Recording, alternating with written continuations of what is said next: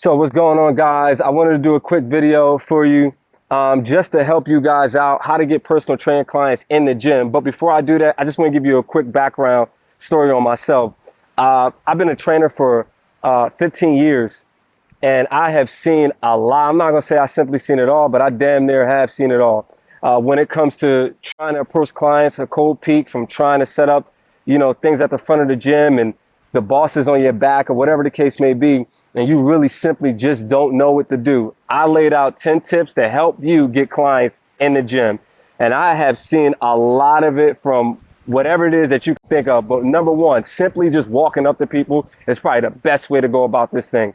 You have to be confident in order to walk up to people.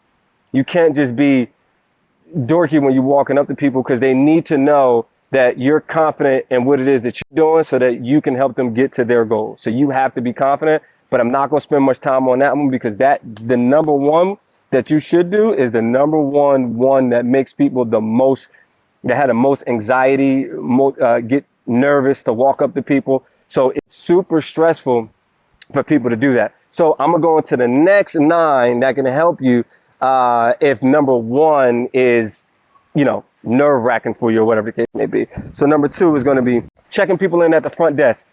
Checking people in at the front desk is probably is one of the great ones, because you get an opportunity to see if their account is current, if they're training with somebody else, or if they're not. Do they take classes or do they not? How often they come into the gym, or if they don't, if this is their first time in the new year, if they haven't been here in a month. And that's something how you can actually spark a conversation so that you can help these people, because they haven't been coming to the gym, or you notice that they don't come a lot, and you can actually start a conversation like that so you don't feel awkward. So now you got something to go off of. That's number 2. Number 3 is going to be cleaning the gym up. You need to be cleaning the gym up anyway. So when you're picking weights up, it's your opportunity to kind of like, if somebody's didn't re-rack something and you can be like, hey, you want me to help you put that back? That's another way you can have a conversation with somebody so that you don't feel, again, awkward just walking up to somebody and just talking to them out of the blue. So cleaning the gym up is a great way. Plus, people get to see your face so you don't look like a stranger, especially if you just started working in the gym. All right. So that's a really good tip. Cleaning the gym up can really help. All right. All right. Number 4 is getting on the phone. All right.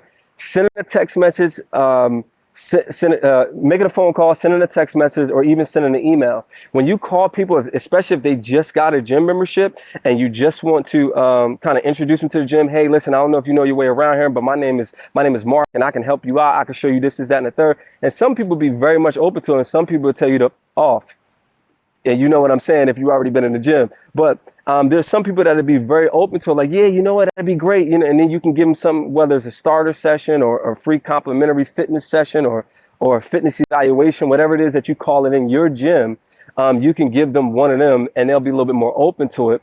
And now you didn't have that feeling to just walk up to them and feel awkward again, or whatever the case may be. Sending an email, because sometimes people get fake phone numbers. I've been through that as well.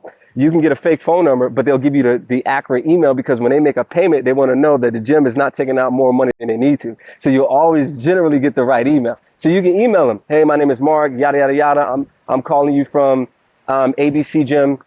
I saw that you just, just signed up to the gym.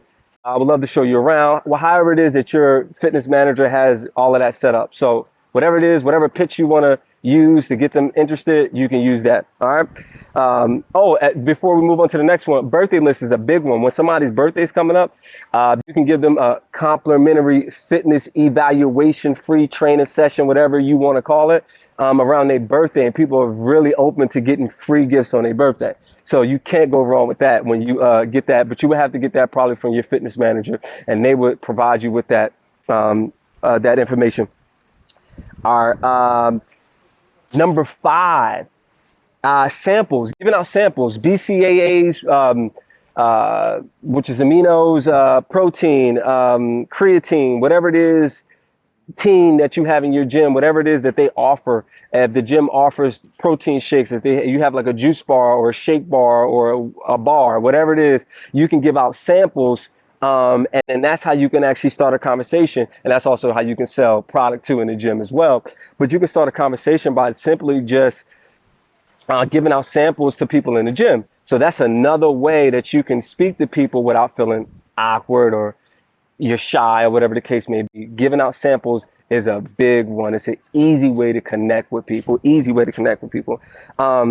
Checking your weight. You can always see somebody checking their weight at the scale, or even having a scale at the front of the gym is huge, because people like to check their weight. They want to know if they gaining weight, losing weight, making progress, not making progress. And then the moment they step on the scale, you can literally just ask them a simple question like, is it going the way you want it to go? And they're going to reply, yeah, or they're going to reply, no. And then you can now start a conversation saying, well, what is it that you're doing that you're not getting the results, or whatever the case may be? And then you now can start a conversation like that without feeling awkward or shy or whatever the case may be. So having a scale at the gym is huge, or being close to the scale or whatever the case may be, that'd be huge for you as well. Handing out towels. It would be great if your gym offers it. So there's some gyms that offer towels, there's some gyms that don't.